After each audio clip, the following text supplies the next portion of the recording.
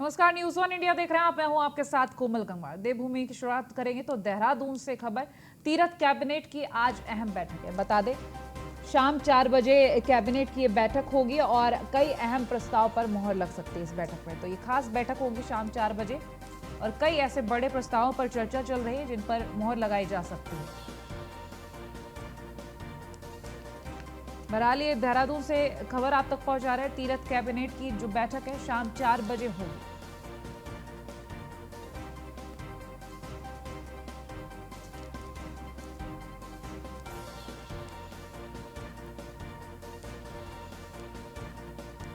शाम 4 बजे कैबिनेट की बैठक होगी।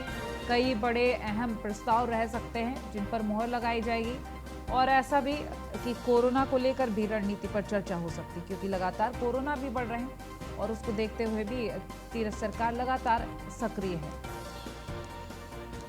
लेकिन फिलहाल तीरथ कैबिनेट की ये जो बैठक है बेहद अहम मानी जा रही है। शाम 4 बजे होगी और इस बैठक में तमाम गणमान्य मौजूद रहेंगे।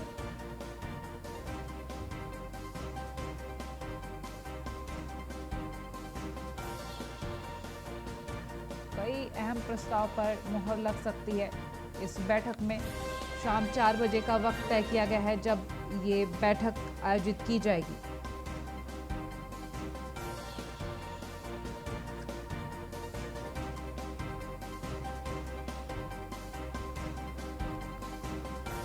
इस वक्त ये खबर देहरादून से आप तक पहुंचा रहे हैं। शाम 4 बजे तीरथ कैबिनेट की बैठक होगी। इस बैठक में कई अहम प्रस्ताव पर मुहर लगाई जाएगी। तो कई ऐसे प्रस्ताव जिन पर खास चर्चा चल रही पहले से ही, उन पर मुहर लगाई जा सकती है।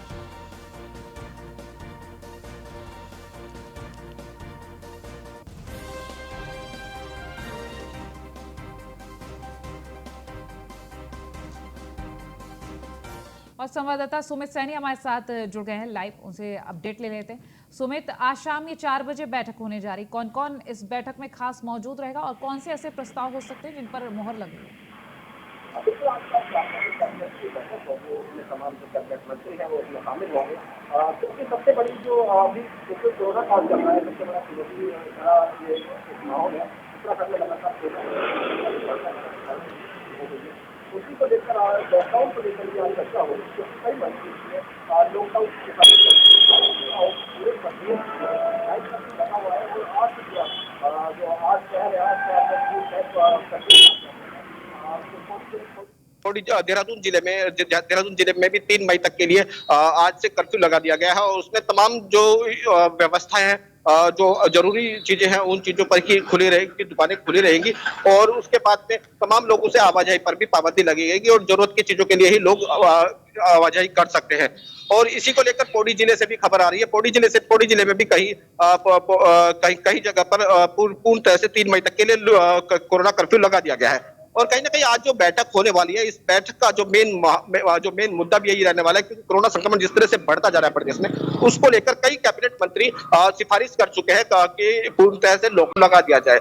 बात करें अगर हरक सिंह रावत, जो कैबिनेट मंत्री हरक सिंह रावत ने साफ तौर पर खुलकर कहा है कि प्रदेश में अब लॉकडाउन लगा देना चाहिए, पूर्णतः लॉकडाउन लगा देना चाहिए, क्योंकि उनके भांजे कोरोना के चलते जो संक्रमित हुए थे तो उनको भी बेड नहीं मिलने के कारण ये भी उनको भी इन समस्याओं का झेलना पड़ा। तो कहीं ना कहीं अब पूरे प्रदेश में लॉकडाउन की बात कही जा रही है। लेकिन हालांकि जो मुख्यमंत्री तीरथ सिंह रावत की अभी की बात करें तो उनकी तरफ से कोई अभी नहीं है कि लॉकडाउन के पक्ष में नहीं दिखाई दे रहे। लेकिन ये जो आज बैठक होगी, उस बैठक में पता चल पाएगा कि लॉकडाउन की स्थिति क्या होगी, किस तरह से होगी, क्योंकि पूरे प्रदेश में इस समय जो है हालात बिल्कुल गंभीर होते जा रहे हैं। हरिद्वार जिले की बात करें तो हरिद्वार जिले में भी अब फिलहाल जो है जो ज्यादा संक्रमित लोग हैं, जो क्रिटिकल की कंडीशन हो गई है, उन लोगों को बेड मिलना बड़ा मुश्किल हो गया है, क्योंकि जो कोविड केयर सेंटर में जो एडमिट थे अब उनको भी कहीं ना कहीं समस्याओं का सामना करना पड़ रहा है। कई हॉस्पिटलों में जो उन्होंने साफ तौर पे कह दिया कि अब आपको वेंटिलेटर की जरूरत है, वेंटिलेटर पे जाना पड़ेगा, लेकिन कहीं ना कहीं वेंटिलेटर की यहाँ पर व्यवस्था नहीं दिखाई दे रही। कोविड का कोई भी ऐसा हॉस्पिटल नहीं दिखाई दे रहा जिसमें बेड अभी खाली हो।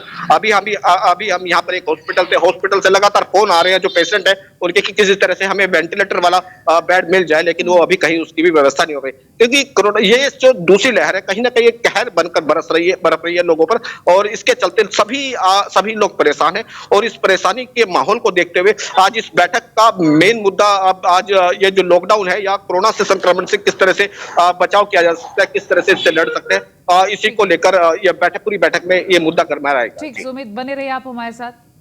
और उत्तराखंड के कई जिलों में आज से 3 मई तक कोरोना कर्फ्यू लगाया गया। बता दें शाम 7 बजे से 3 मई की सुबह 5 बजे तक कर्फ्यू रहेगा। निजी वाहनों का आवागमन पूरी तरह प्रतिबंधित रहेगा। तो ऋषिकेश नगर निगम, छावनी परिषद, गढ़ी कैंट इलाकों में आवाजाही बंद है। तो जरूरी सामान से जुड़ी दुकानें खुली रहेंगी, लेकिन इस बीच अगर कोई बिना कारण के बाहर रहता है या बिना कारण के आवागमन होता है तो उसके खिलाफ कार्यवाही की भी उम्मीद की जा रही है। उत्तराखंड के कई जिलों में आज से 3 मई तक कोरोना कर्फ्यू है। शाम 7 बजे से 3 मई की सुबह 5 बजे तक कर्फ्यू रहेगा। निजी वाहनों का आवागमन पूरी तरह प्रतिबंधित रहेगा।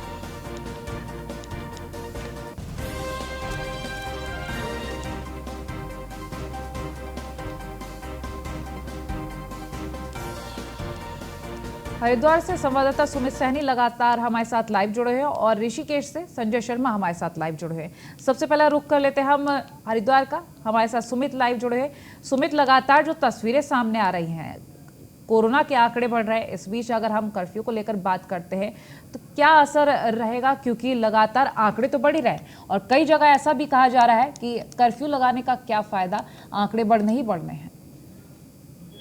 बिल्कुल, क्योंकि लगातार जो कोरोना का संक्रमण है ये बढ़ता ही जा रहा है, तो इसको लेकर जो है अभी तक पूरे प्रदेश में नाइट कर्फ्यू लगा हुआ था। नाइट कर्फ्यू में शाम 7 बजे से लेकर 5 बजे तक के लिए पूर्ण तरह से आवाजाही पर पूरी पाबंदी लगी हुई थी। अब उसी को देखते हुए अब क्योंकि संक्रमण लगातार बढ़ता जा रहा था, तो उसी को लेकर देहरादून जिले में और पौड़ी जिले में कई शहरों में कर्फ्यू बढ़ा दिया गया है। अब ये पूरी तरह से पूर्ण कर्फ्यू रहेगा। अब देहरादून जिले की बात करें तो देहरादून जिले में देहरादून नगर निगम, ऋषिकेश नगर निगम और गढ़ी कैंट और क्लेमेंट टाउन जैसे इलाकों में यहाँ पर आज शाम से 3 मई तक, सुबह 3 मई तक के लिए पूर्ण तरह कोरोना कर्फ्यू रहेगा। इसमें आवाजाही के लिए लोगों को पूरी तरह से पाबंदी रहेगी, किसी तरह से कोई आवाजाही नहीं कर सकता। जो आने वाले यात्री हैं जो बस से ट्रेन से और ऋषिकेश का रुख कर लेते हैं। संजय हमारे साथ लाइव जुड़े। संजय, नाइट कर्फ्यू को लेकर अगर हम बात करें तो तस्वीरें किस तरीके के सामने आ सकती हैं, और अगर हम इस कर्फ्यू को लेकर बात कर रहे हैं तो जनता कितनी जागरूक है इसको लेकर? यहाँ पर पिछले 10 दिन से चल रहा है, और लेकिन रात को यहाँ पे जो आवाजाही है वो बिल्कुल बंद है और पुलिस भी थोड़ा सख्त हुई है, जिसकी वजह से लोग भी रात को निकलना बंद कर रहे हैं। और रही बात जो या लॉकडाउन जो लगने वाला है, उस लॉकडाउन को लेकर लोगों में एक अजीब सा एक असमंजस सा पैदा हो रखा है। सब लोग मार्केट में निकल रखे आए हैं और मार्केट में इस टाइम इतनी भीड़ है कि मैं आपको बता नहीं सकता। अगर आप कहो तो मैं आपको दिखा सकता हूँ। बिल्कुल, तस्वीरें दिखाई हमारे दर्शकों को। ये देख लीजिए, मार्केट इस टाइम अब तो 2 बजने वाले, इससे कम हो गई, लेकिन अभी दिन में बहुत ज्यादा भीड़ थी। और इस भीड़ को देखते हुए अगर देखा जाए तो कोरोना के फैलने की संभावना और ज्यादा बढ़ गई थी, क्योंकि सरकार ने जो लॉकडाउन 1 हफ्ते का बताया उसमें सरकार के आदेश के अनुसार लोग पैनिक हो गए और बार बार हर चीज खरीदने के लिए मार्केट में जमकर खरीदारी कर रहे हैं और सोशल डिस्टेंसिंग का बिल्कुल भी पालन नहीं कर रहे हैं। बिल्कुल, ऐसे में जो तस्वीरें आपने दिखाई, साफ नजर आ रहा है कि लोगों में कितना जागरूकता है, क्योंकि कोरोना गाइडलाइन का पालन करना बेहद जरूरी है, ये तो साफ है। फिलहाल हरिद्वार का एक बार फिर से रुख करेंगे। सुमित, लगातार जो आंकड़े बढ़ रहे हैं, ऐसे में कुंभ भी है और आंकड़ों को भी नियंत्रित करना है, कर्फ्यू भी लगा दिया गया, कैसे मैनेज होंगी चीजें? बिल्कुल सही बात है, आंकड़े लगातार बढ़ रहे हैं, कर्फ्यू लगा भी दिया गया। कर्फ्यू तो पहले से नाइट कर्फ्यू लगा दिया गया था, लेकिन सबसे बड़ी समस्या है कि जब तक आम आदमी जागरूक नहीं हो रहा है तब उसके लिए तो कुछ नहीं किया जा सकता, क्योंकि हालांकि पुलिस प्रशासन को भी सख्ती से आदेश दिए गए हैं कि पूरी तरह से अब जो है अब स्थिति को पूरी तरह से संभाला जाए और स्थिति से पूरे सख्त कदम उठाए जाए। इसके लिए चालान भी काटने की प्रावधान रखा गया है। लेकिन कहीं ना कहीं जो संक्रमण बढ़ता जा रहा है, उसको देखते हुए भी बात करें तो अभी पूरे प्रदेश में एंट्री के लिए भी अब लगातार पूरी तरह से बैन हो चुका है। अब किसी को भी अंदर प्रदेश में एंट्री नहीं करने दी जाएगी अगर जब तक वो कोरोना के गाइडलाइनों का, नियमों का पालन नहीं करता। लेकिन जो प्रदेश के अंदर जो लोग हैं उनके लगातार टेस्टिंग भी बढ़ाई गई है, लेकिन जब टेस्टिंग बढ़ रही है तो कोरोना संक्रमण के जो आंकड़े हैं, आंकड़े भी लगातार बढ़ रहे हैं। अभी हालांकि अभी जो जिन लोगों के टेस्ट हो गया उनकी रिपोर्टें आनी बाकी है, काफी मात्रा में रिपोर्टें आनी बाकी है। तो कहीं ना कहीं अभी ये जो आंकड़े हैं, आंकड़े जस के तस बने रहेंगे। हालांकि इस चैन को ब्रेक करने के लिए अब जो नया फैसला लिया गया है, उसमें 2-3 जिलों में पूरी तरह से कर्फ्यू लगाया गया है। पौड़ी जिले में भी कर्फ्यू लगा दिया। अगर पौड़ी जिले की बात करें तो पौड़ी जिले में भी पौड़ी नगर निगम और कोटद्वार नगर निगम के साथ स्वर्गाश्रम पे भी यहाँ पर आज शाम से 3 मई तक के लिए पूरी तरह से कर्फ्यू लगा दिया, जिसमें आवाजाही पूरी बंद रहेगी। क्योंकि सरकार की भी पूरी कोशिश है कि इस तरह से इसी कोरोना की इस चैन को किस तरह से ब्रेक किया जाए, जिससे तभी जाकर कुछ इस कोरोना के बढ़ते हुए संक्रमण पर रोक लगाई जा सकती है। तो इसी के चलते ये फैसले लिए जा रहे हैं। और आज जो कैबिनेट की बैठक होगी, अब बैठक के बाद में भी कई मुद्दे चलेंगे, इस मुद्दे उठेंगे। उन मुद्दों को भी वो देखने वाली बात होगी किस तरह से इस पर कंट्रोल करने के लिए क्या नियम बनाए जाते हैं और किस तरह से इसको काबू किया जाता है। का बहुत शुक्रिया तमाम जानकारी हम तक पहुंचाने के लिए। खबरों में आगे बढ़ेंगे तो गदरपुर में बिजली उपभोक्ताओं के बकाया धनराशि वसूली के लिए बिजली विभाग की ओर से चलाए गए अभियान के तहत बम्पर वसूली की गई है। बिजली विभाग के जेई मेहताब अली ने बताया कि रुद्रपुर डिवीजन को बिजली उपभोक्ता की तरफ से बकाया बिल की वसूली के लिए विभाग के उच्च अधिकारियों की ओर से 22 करोड़ का टारगेट दिया गया था, जिसका तय सीमा के अंदर गदरपुर दिनेशपुर से 8 करोड़ रुपए का उपभोक्ताओं के बिलों से ब्याज माफी के तहत राजस्व वसूली किया गया, जबकि रुद्रपुर से बम्पर वसूली की गई। उन्होंने कहा है कि उपभोक्ताओं के लाभ के लिए यहाँ प्रोग्राम 18 मई तक के लिए आगे बढ़ा दिया गया है। हमारा रुद्रपुर सेकंड डिवीजन का जो टारगेट था 22 करोड़ टारगेट था, जिसमें से हमारे 2 उपखंड कार्यालय आते हैं। एक उपखंड हमारा गदरपुर, एक रुद्रपुर 2, तो हमारा 11 करोड़ का प्रत्येक उपखंड का था, जिसमें हमारी गदरपुर उपखंड से लगभग हमारा 8 करोड़ 8.5 करोड़ रुपये राजस्व वसूला है। और इस बार काफ़ी अच्छा राजस्व वसूल प्राप्त हुई। इस बार ब्याज माफी की योजना भी थी और सभी उपभोक्ताओं के लिए योजना चला। विभाग से हमारे अधिशासी अभियंता और अधीक्षण अभियंता महोदय द्वारा सभी को जो है उत्साहवर्धन किया गया कि भाई आप लोगों ने बहुत अच्छा काम किया और आगे भी हमें ऐसे काम करना है, क्योंकि ये योजना हमारे 18 मई तक चलती रहेगी। अभी ब्याज माफी की जो योजना है 18 मई तक हमारी चलती है। जैसपुर क्षेत्र से 17 फरवरी से लेकर 31 मार्च तक हमारे लगभग 1300 उपभोक्ताओं ने इस योजना का लाभ लिया है, जिसमें हमारे 2 करोड़ रुपये जो हमारा जमा हुआ है उसकी राशि है और 51 लाख रुपये जो ब्याज माफी जो हम लोगों द्वारा। और वहीं रुड़की में पिरान कलियर दरगाह साबिर पाक का एक और वीडियो वायरल हुआ है, जिसमें फर्जी खादिमों के बाद दरगाह कर्मचारी का जायरीनों से पैसे लिया जा रहा है। पहले भी कई दरगाह कर्मचारी अवैध उगाही करते पकड़े जा चुके हैं। वीडियो में पैसे लेता दिखाई दे रहा कर्मचारी का नाम अली बताया जा रहा है। कर्मचारी दान पात्र के पास खड़ा होकर जायरीनों से अवैध उगाही कर रहा है।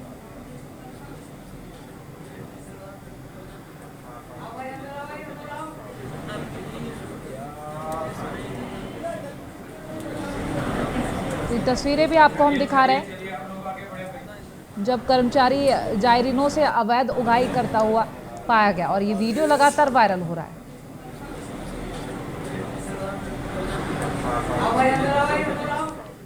कोरोना की दूसरी लहर ने एक बार फिर देश की अर्थव्यवस्था की रीढ़ तोड़कर रख दी है। सबसे बुरा हाल होटल और रेस्टोरेंट कारोबार का है। वहीं उत्तराखंड प्रदेश पर्यटन उद्योग पर निर्भर है। ऐसे में प्रदेश की अर्थव्यवस्था का भी हाल बेहाल हो गया है।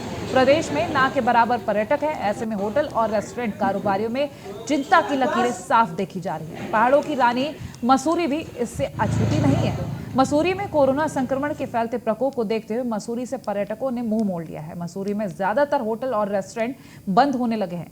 मसूरी में एक बार फिर होटल और रेस्टोरेंट में काम करने वाले कर्मचारियों की रोजी रोटी संकट में आ गई है।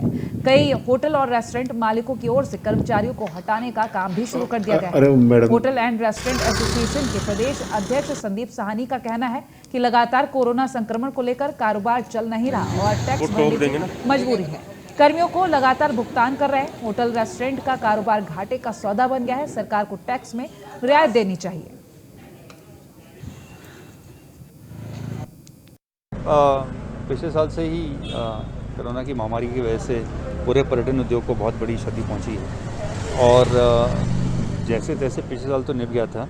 हम उम्मीद कर रहे थे कि इस बारी का जो गर्मी का सीज़न आएगा इसमें चारधाम यात्रा, कुंभ, जो गर्मी का सीज़न है, जो लोग नॉर्मली पहाड़ों की तरफ रुख करते हैं, वो एकदम से अंधकार नज़र आ रहा है। तो बहुत चिंताजनक स्थिति है। हम लोग सब बहुत घबराए हुए हैं। हमारे साथ साथ हमारे कर्मचारियों के चेहरे भी उदास हैं और ऊपर वाले से यही दुआ करेंगे, बाबा केदार से ये दुआ करेंगे कि कुछ ऐसा करिश्मा करें कि स्थिति जल्दी सामान्य हो और हम गर्मी का सीज़न का हमें कुछ पार्ट मिले तो तभी बच पाएगी, नहीं तो बिल्कुल जो उत्तराखंड की जो अरे मैडम ने सुनील सोनकर संवाददाता मसूरी से हमारे साथ जुड़ गए हैं। सुनील, पर्यटक मुंह मोड़ रहे हैं और ऐसे में आप वहां मसूरी के रहने वाले लोग जो वहां के कर्मचारी हैं उनके लिए भारी संकट है, क्योंकि क्या कमाएंगे, क्या खाएंगे? देखिए, जिस तरीके से कोरोना संक्रमण की दूसरी लहर है उससे साफ तौर पर उसका असर उत्तराखंड के पूरे देश में देखा जा रहा है। अगर उत्तराखंड बात करी जाए तो पर्यटन उद्योग पर निर्भर है। ऐसे में पर्यटन उद्योग पूरी तरीके से ठप हो गया और मसूरी में तो अब आलम ये हो गया है कि होटल बंद होने की कगार पर है। जो होटल स्वामी है वो अपने स्टाफ को निकाल रहे हैं और दिक्कतें साफ तौर पर है। जब हमारी इस संबंध में उत्तराखंड होटल रेस्टोरेंट एसोसिएशन के प्रदेश अध्यक्ष से बात हुई तो उन्होंने कहा कि हालत बद से बदतर है। ऐसे में पिछले दिनों कोविड की जो मार थी उससे उभर ही पा रहे थे, क्योंकि पिछले दिनों जो पर्यटन उद्योग है वो पटरी पे आना शुरू हो गया था, परंतु एकाएक फिर ये दूसरी लहर ने कमर तोड़ के रख दी है। ऐसे में सरकार से उन्होंने कई टैक्सेस में छूट मांगी है। उन्होंने कहा कि सरकार कोविड संक्रमण से लड़ने के साथ साथ पर्यटन उद्योग को भी बचाने की कवायद करे और कोई ठोस पॉलिसी यहाँ पर अपनाए जिससे कि पर्यटन उद्योग को यहाँ पर बचाया जा सके, क्योंकि पर्यटन उद्योग से ही जो प्रदेश की अर्थव्यवस्था है वो चलती है। यहाँ पर जो रोजगार है वो होटल व्यवसाय से मिलता है। बहुत शुक्रिया तमाम अपडेट्स के लिए। मैडम ने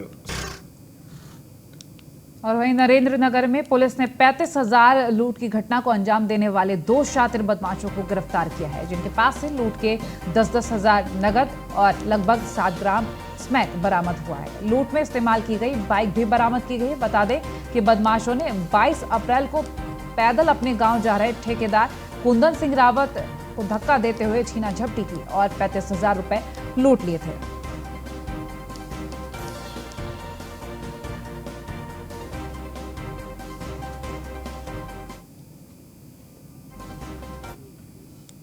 चार 2021 को इन्होंने शाम को 4 बजे जो घटना की थी उसमें थाना हजापर मुकदमा अपराध संख्या 9/21 धारा 392 IPC पंजीकृत हुआ था। तलाशी के बाद जब इनके पास से मैमार बरामद हुआ तो उसमें 411 की वृद्धि हुई और चूँकि इनके पास अवैध स्मैक भी बरामद हुई थी तो 8/21 NDPS एक्ट का भी इन पर थाने पर आज मुकदमा दर्ज किया गया।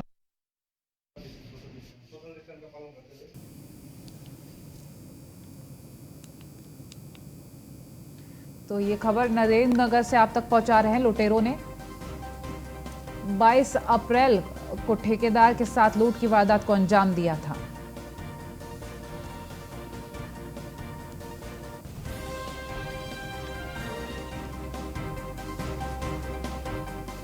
और वहीं कांग्रेस के वरिष्ठ नेता प्रमोद कुमार का निधन हो गया है। बता दें कांग्रेस के वरिष्ठ नेता रहे प्रमोद कुमार, जिनका निधन हो चुका है। बेहद दुखद ये खबर आप तक पहुंचा रहे हैं इस वक्त देहरादून से। कांग्रेस के वरिष्ठ नेता थे प्रमोद कुमार, जिनका निधन हो गया है। प्रदेश अनुशासन समिति के अध्यक्ष थे प्रमोद कुमार। तो प्रमोद कुमार के निधन से कांग्रेस में शोक की लहर देखी जा रही है। और साथ ही बता दें प्रदेश अध्यक्ष प्रीतम सिंह सूर्यकांत धस्माना ने शोक भी व्यक्त किया है। तो कांग्रेस को ये जो क्षति हुई है उसको लेकर शोक का माहौल है पूरे कांग्रेस में।